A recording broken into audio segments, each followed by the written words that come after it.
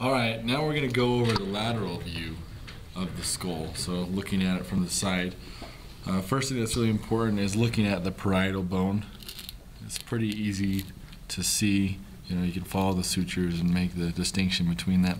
Actually, one of the one of the lines between that separates it from the frontal bone is this called your coronal suture that goes across the front. And then here, if you look a little bit more in, we have this, and it's known as your lacrimal bone.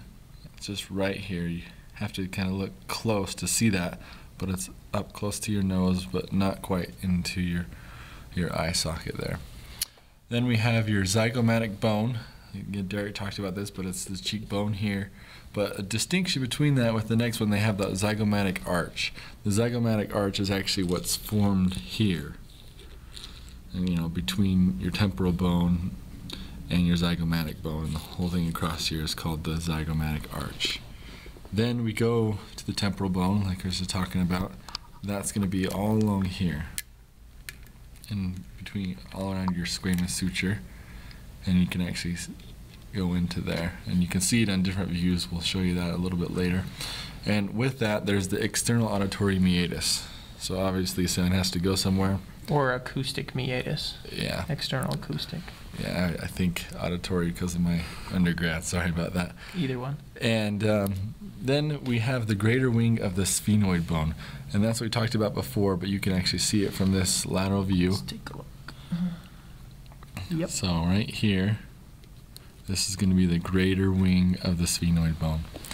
And while we're there, we're going to look at the pterion, and this is something that Dr. Phelan said. It's the H area where all the sutures are meeting here. So if you just look, you can actually see there's an H, and they call that the pterion. One thing he said is important is you want to know where the pterion is, because the middle meningeal artery is on the inside of the skull, and that's one of the most common arteries that's ruptured in an epidural hematoma. So, Gotcha. gee whiz. All this fancy stuff. The lambdoidal suture is just what's on the back from your occipital bone here.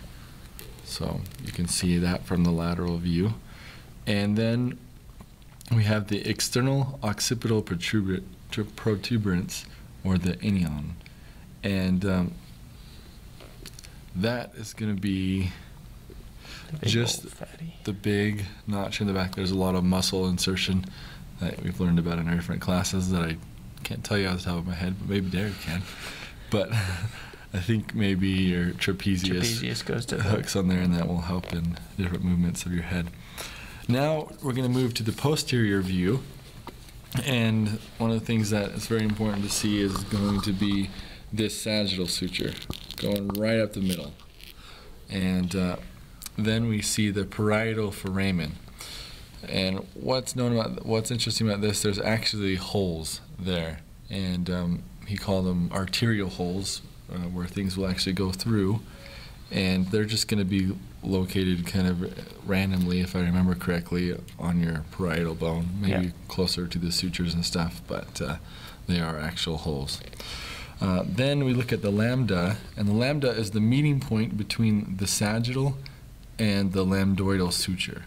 And so that's, again, from the posterior view, it's just this area here where we have the lambdoidal suture with the sagittal suture meeting place. That's the lambdoidal, that's the lambda. And so this whole part, like I said, is the lambdoidal suture. And then we have our nuchal lines we've learned about. There's the superior and inferior, but there's also, I guess, a middle nuchal line.